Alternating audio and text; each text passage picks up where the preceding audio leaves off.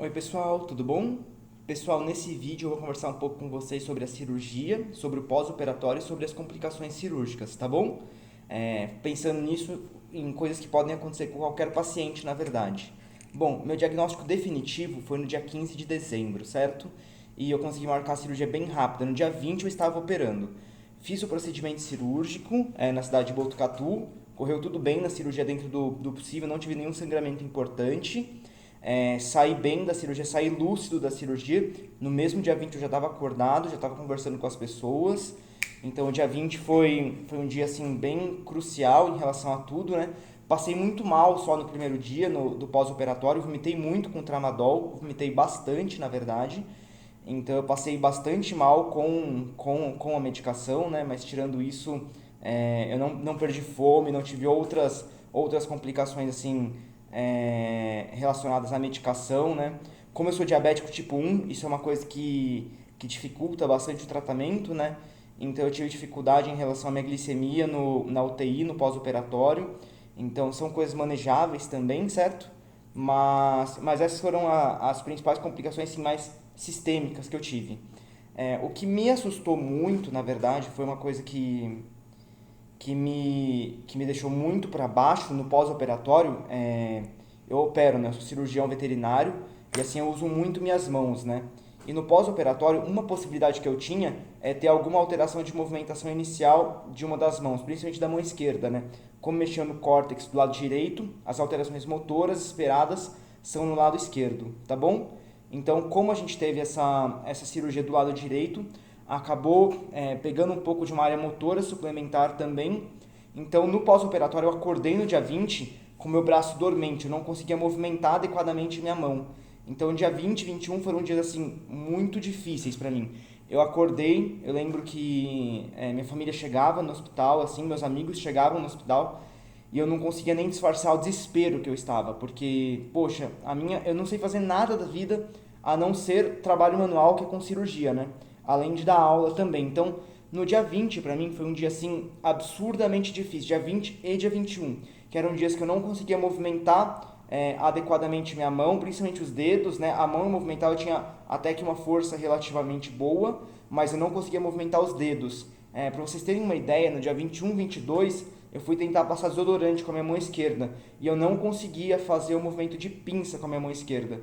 Então esse dia eu tava com uma amiga, que era a Paola, falei, pá, tipo, eu não sirvo pra mais nada, né? Tipo, o principal que eu faço, eu não tenho mais movimento direito da mão. Então como que eu vou tocar a vida? Como que vai ser agora, a partir de agora pra mim? Como que as coisas vão ser, na verdade, né? Aí ela falava, Rask, fica tranquilo, tipo, ainda dá pra reabilitar, tudo mais. Às vezes é uma fase só, né? Um processo. Faz parte tanto que a gente tem o dia do desodorante na minha recuperação, que foi um dia que marcou todo mundo. A Paola, a Flavinha, minha mãe, a Purê, todo mundo que foi me visitar acabou ouvindo muito que eu não conseguia nem passar um desodorante mais. Então eu me senti assim extremamente incapaz aquele dia. Foi um dia extremamente difícil para mim, porque eu achava que aquilo não ia melhorar, aquilo não ia voltar. E aí o médico, quando chegou para conversar comigo, ele falou: Emerson, essas alterações de movimento elas são possíveis de acontecer, né? Então vamos reabilitando, vamos dar tempo realmente ao tempo, né? Vamos ver como será a sua evolução para aí sim a gente ter uma ideia do que pode acontecer.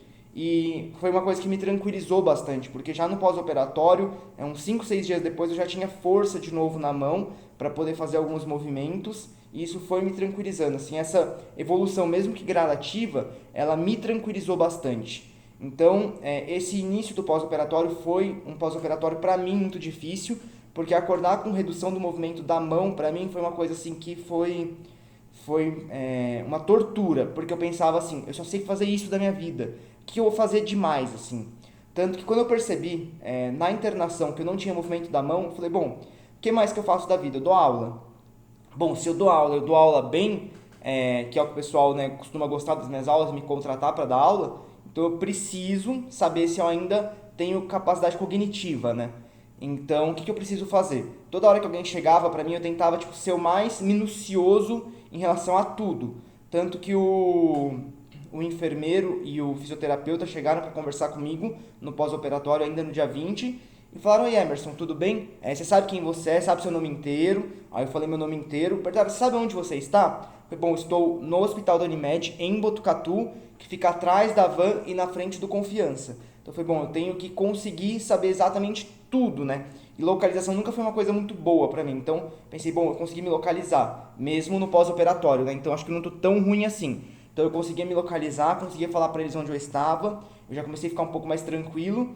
E aí o fisioterapeuta ele começou a fazer algumas análises em mim em relação à força, em relação à sensibilidade, né? Aí ele olhava pra mim e falou: bom, Emerson, em relação à perna, você sabe onde eu tô agora? Foi bom, se ele me perguntou, eu vou tentar responder de uma maneira que eu tenha que raciocinar para isso. Então, em alguns momentos, ele pensava a região do meu maléolo medial. Eu falei: doutor, o senhor está na região do maléolo medial da perna direita. Doutor, o senhor está na parte agora do maléolo lateral da perna esquerda. Doutor, o senhor está na região da crista da tíbia da perna esquerda. Então, eu tentava sempre ser o mais técnico possível, porque eu precisava saber se eu sabia das coisas ainda. E além disso, antes de entrar em cirurgia, indo do pré-operatório para o centro cirúrgico, a gente passa por uma lousa, né, que tinha todas as cirurgias do dia. Foi bom, eu vou tentar olhar, porque às vezes eu consigo decorar algumas coisas assim. Então eu falei: eu vou tentar olhar para ver se eu consigo decorar isso.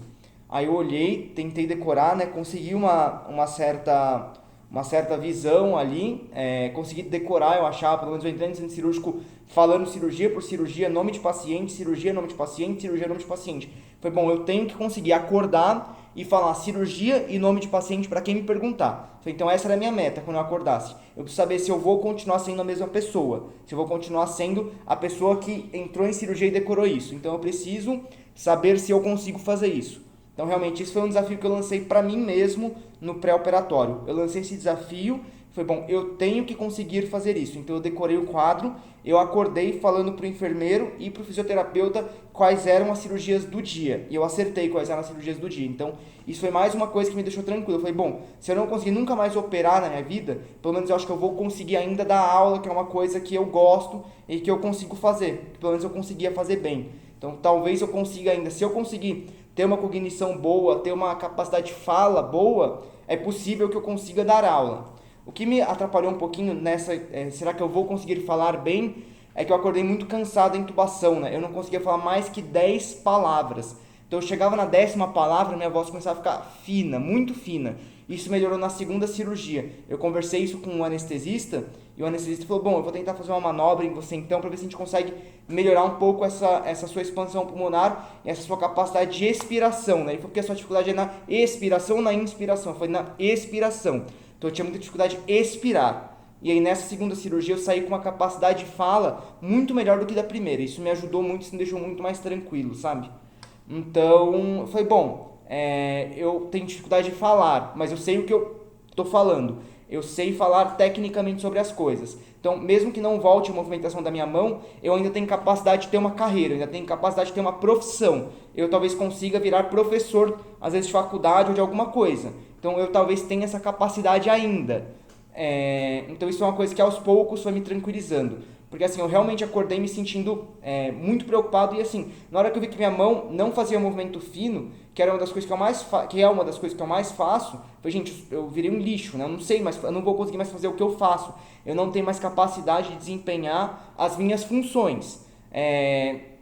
E só pra dar um spoiler, tudo voltou ao normal, tá, gente? Eu tenho uma movimentação fina muito boa ainda agora. Eu consigo escrever bem com a mão esquerda, coisa que eu não conseguia antes também. Eu escrevo razoavelmente, na verdade escrevo normal com a mão direita, e a mão esquerda ainda fica meio garranchão, mas tem uma firmeza muito boa para escrita. Tenho um movimento de pinça muito bom, não tenho nenhuma falta de coordenação motora, e a movimentação digital também hoje em dia ela é muito forte. E eu consigo até passar desodorante. Então o desodorante para mim era o grande desafio. Eu passei do dia da cirurgia até o dia da segunda cirurgia sempre testando para ver como que eu ia passar o desodorante. Eu pegava às vezes uma xícara na mão, gente, com água, e a xícara começava a virar, assim, era muito difícil, porque eu perdi um pouco a noção da posição da minha mão no começo do procedimento, do pós-operatório, na verdade, né? Então, assim, essa foi a parte mais difícil para mim. E eu também, antes da cirurgia, foi bom, eu vou acordar da cirurgia e eu preciso, tipo, saber se eu consigo lembrar das coisas, e eu programei várias pequenas coisas para fazer, inclusive uma brincadeira, entre aspas, com a minha esposa, né? Foi bom, quando eu acordar eu vou fingir que eu não conheço ela, brincando, né? Maldade, eu sei, eu concordo, hoje em dia eu concordo bem com isso. Mas quando eu pensei isso antes da cirurgia, foi bom, vai ser engraçado. Não foi, tá? Foi, pra mim foi, mas pra ela não foi, né? Então na hora que ela chegou pra mim, na verdade, ela falou: "E aí, amor, tudo bem?" Aí eu olhei assim e falei: "Quem que é você, senhora?" Aí ela olhou assim, aquela carinha de assustada, né, coitada.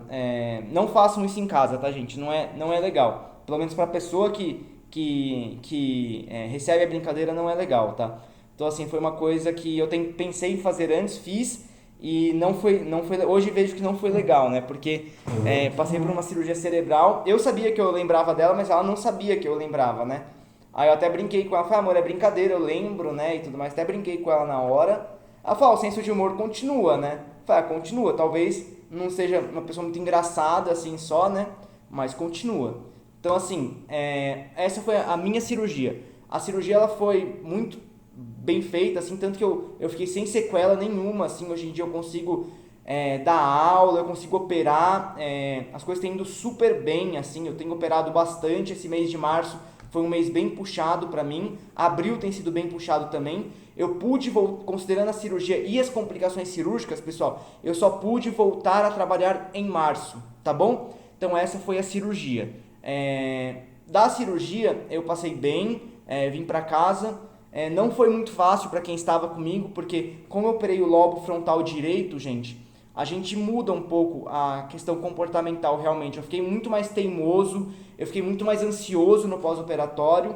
Então, assim, se você passar por uma cirurgia como essa, eu acredito que talvez seu pós-operatório talvez seja parecido com o meu. Eu fiquei uma pessoa extremamente ansiosa no pós-operatório, eu não conseguia esperar as coisas, eu perdi muito a minha atenção no começo, então para mim foi muito difícil essa perda de atenção que eu tive nas primeiras 2 semanas, assim, foi muito difícil, assim. Às vezes da minha esposa estar conversando comigo e eu distrair, às vezes eu estar fazendo alguma coisa e distrair, ou a gente jogou Jenga no pós-operatório, né? Que é aquele jogo que você constrói torre e tem que ir tirando. Eu às vezes não conseguia esperar a minha vez, eu passava na frente dos outros, sabe, coisas muito bobas e básicas. Naquele primeiro momento eu perdi essa capacidade de conseguir fazer essas coisas bobas e básicas. Não sei se você, caso faça uma cirurgia similar à minha, aconteça isso também, mas isso foi exatamente o que aconteceu comigo. Eu perdi muito a atenção no começo, nas primeiras semanas, eu perdi a movimentação adequada da mão esquerda e eu tive uma alteração de comportamento importante, assim. Fiquei muito ansioso, eu fiquei muito teimoso e eu fiquei muito distraído. E assim, eu coloquei algumas metas na minha vida na época. Eu tenho meu doutorado para terminar, que ainda tenho, na verdade. Eu falei, bom, eu tenho esses meses agora para terminar o meu doutorado. Eu preciso terminar o meu doutorado. Então eu vou fazer meu doutorado. Eu já tinha, antes da cirurgia, eu programei toda a minha tabela do doutorado, deixei ela pronta. Para a hora que eu fizesse o procedimento, eu pudesse já começar a fazer meu doutorado. E assim eu segui. Então, eu antes da cirurgia, eu não sabia como que ia ser minha vida. Eu sabia que eu ia ter que ficar pelo menos um mês sem trabalhar. Então foi nesse um mês eu quero fazer meu doutorado. E aí, foi isso, sinceramente, o que me deu um norte de carreira, gente. Então eu tinha um norte de carreira que era terminar o meu doutorado. A partir do momento que eu falei, bom, eu consigo fazer o meu doutorado, isso me deu uma certa tranquilidade.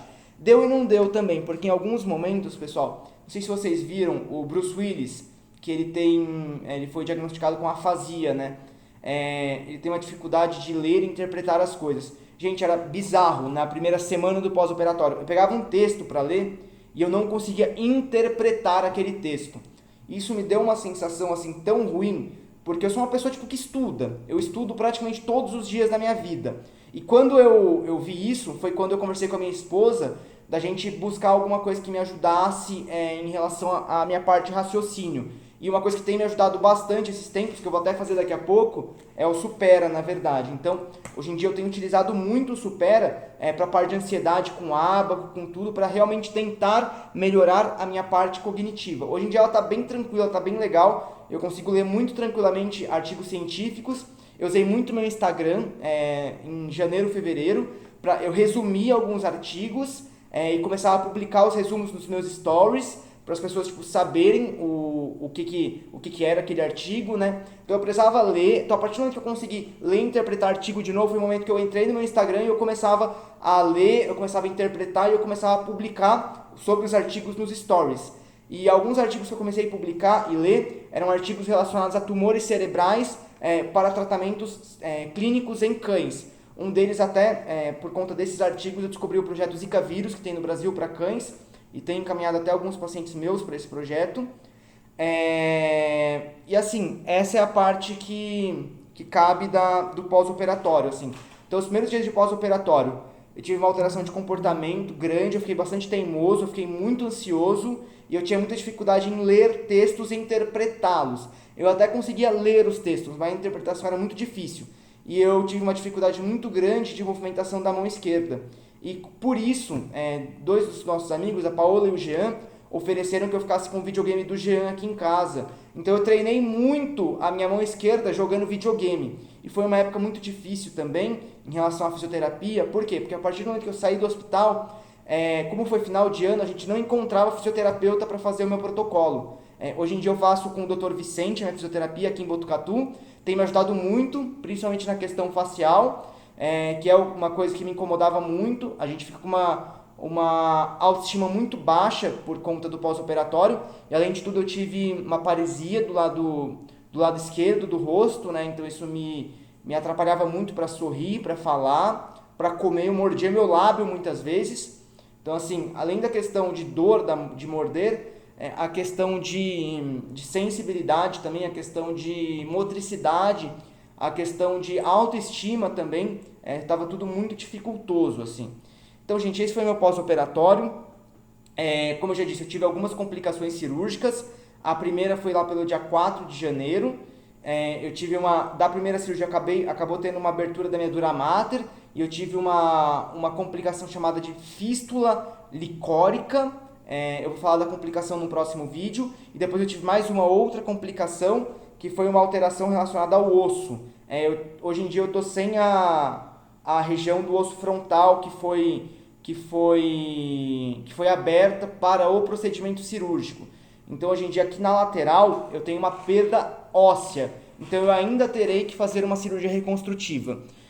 E o motivo, gente, de eu ter não postado antes sobre a cirurgia é porque realmente eu não estava pronto. Eu acho que se eu fosse falar da cirurgia há alguns meses, eu provavelmente não conseguiria terminar o vídeo muito são, assim, sem chorar, sem estar bem. Então hoje eu consigo, por quê? Porque hoje eu tenho uma perspectiva.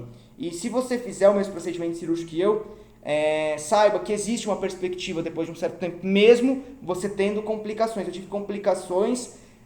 Eu tive muitos percalços no meio do caminho, percalços de complicações, percalços pessoais. Foram muitas coisas que aconteceram nesses últimos meses, que me atrapalharam muito, que me desgastaram muito e que me destruíram bastante. Mas é possível continuar e é possível chegar até aqui, é o que eu estou tentando fazer e é o que eu tenho a cada dia tentado melhorar, na verdade. Eu tenho tentado melhorar minha parte motora, minha parte cognitiva, trabalhar e ser cada dia um pouco melhor, na verdade. Então, hoje em dia eu já voltei a dar aulas nas pós-graduações. Ontem, inclusive, eu dei uma aula numa pós-graduação. Hoje em dia eu já voltei a operar. Desde que eu voltei a operar, eu já operei 5 colunas. E graças a Deus, das 5 colunas, 4 estão andando. Ela tinha um prognóstico muito ruim, então a gente tem que avaliar como vai ser a evolução, tá bom? Então, saibam que existe uma perspectiva. Dá medo, realmente dá medo. A alteração que a gente tem, gente, é como se a gente virasse outra pessoa. Até conversei com um médico, na época, pelo Instagram, conversando assim, de particularidades, na verdade. Era muito estranho, porque no começo, gente, nas primeiras semanas, era como se eu tivesse realmente virado outra pessoa. Então, quando eu lembrava das minhas experiências anteriores à cirurgia, era como se eu estivesse vendo de cima. Não era como se eu tivesse vivido aquelas experiências. Era muito estranho. Então, eu não sei se isso aconteceu com outras pessoas, até porque eu tenho muito pouca gente para poder conversar sobre isso, mas isso aconteceu comigo. Sempre que eu lembrava, era como se uma outra pessoa tivesse vivido aquela experiência e eu tivesse visto aquela experiência. Mas eu tinha visto tão bem que eu lembrava de tudo, dos diálogos, dos cheiros, de tudo. Então, assim, não foi fácil, não é para ser fácil. Infelizmente, era um tumor cerebral. passei pela cirurgia, passei pelas complicações, hoje estou tentando viver uma vida mais próximo do normal possível, só que ainda não está fácil, gente.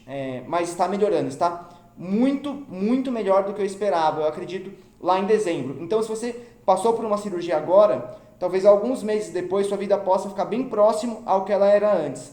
Eu não digo que o comportamento volta a ser a mesma coisa, eu não digo que as relações continuam sendo as mesmas, vai entrar muita gente na sua vida, vai sair muita gente da sua vida, então a cirurgia ela não acaba no dia da cirurgia. A minha não acabou até agora, porque eu ainda tenho mais uma cirurgia para fazer.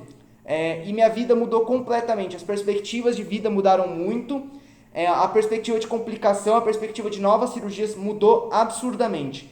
Então, assim, hoje em dia realmente é uma luta diária. Eu tenho uma ferida aberta ainda na cabeça, todo dia eu tenho que tratar essa ferida, eu tenho que olhar para ver como ela está. Todo dia sim eu vivencio novamente a minha cirurgia e as minhas complicações cirúrgicas, e a gente tem que ser muito forte para poder vivenciar isso todo dia e entender que uma hora isso vai passar, porque eu realmente acredito que uma hora isso vai passar, e uma hora eu realmente vou olhar para trás e falar, poxa, foi uma fase, da mesma maneira como eu olho hoje, a minha mão esquerda movimentando bem, operando bem, e falando, poxa, isso foi uma fase.